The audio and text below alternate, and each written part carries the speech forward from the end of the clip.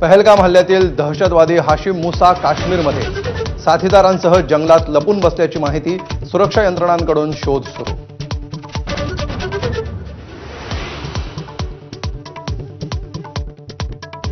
पाकिस्तानातील सूत्रधारांशी संवाद साधण्यासाठी दहशतवाद्यांकडून अल्ट्रा नावाच्या अत्याधुनिक डिव्हाइसचा वापर, तर जंगलातील रस्ते शोधण्यासाठी इंटरनेटशिवाय चालणाऱ्या ॲपची मदत.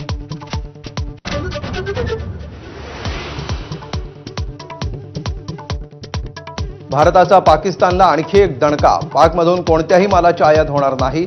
आर्थिक कोंडी करण्यासाठी भारताचा निर्णय. पाकच्या मालवाहू जहाजांना भारतीय बंदरांवर बंदी.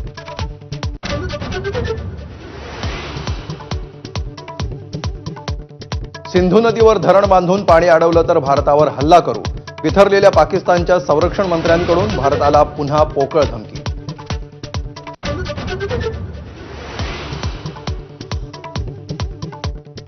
भारतानं पाकिस्तानवर हल्ला केल्यास ईशान्येकडील प्रदेश ताब्यात घ्या. बांगलादेशचे माजी लष्करी अधिकारी फजलुर रहमान यांचं वादग्रस्त वक्तव्य.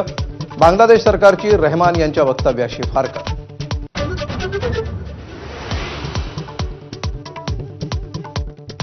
सर्व माजी मुख्यमंत्र्यांना बोलावलं, परंतु काहींना पक्षाचा कार्यक्रम वाटल्यामुळे ते येणार नाहीत.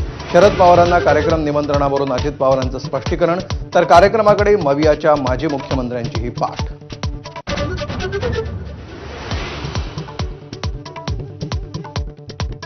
अर्थ खात्यातले शकुनी डोकं जास्त चालवतात. सामाजिक न्याय विभागाचा निधी लाडक्या बहिणींना वळवल्याच्या दाव्यानंतर मंत्री संजय शिरसाटांचा संताप. लाडकी बहिणीचा एप्रिलचा हप्ता जमा होण्यास सुरुवात.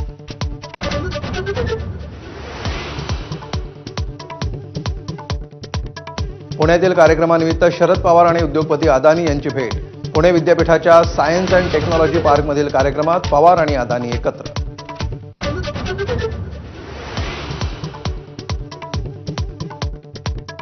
मध्य रेल्वेच्या वरिष्ठ अधिकाऱ्यांसोबत बैठकीत मोटरमन्सची सकारात्मक चर्चा. काही मागण्या मान्य झाल्याची सूत्रांची माहिती.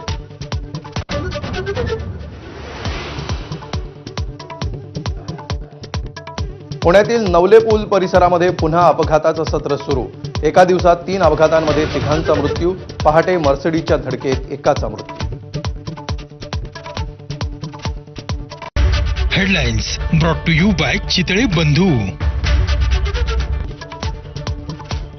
ब्रेकनंतर बुलेटिनमध्ये पुन्हा एकदा स्वागत. पाकिस्तानकडून झालेल्या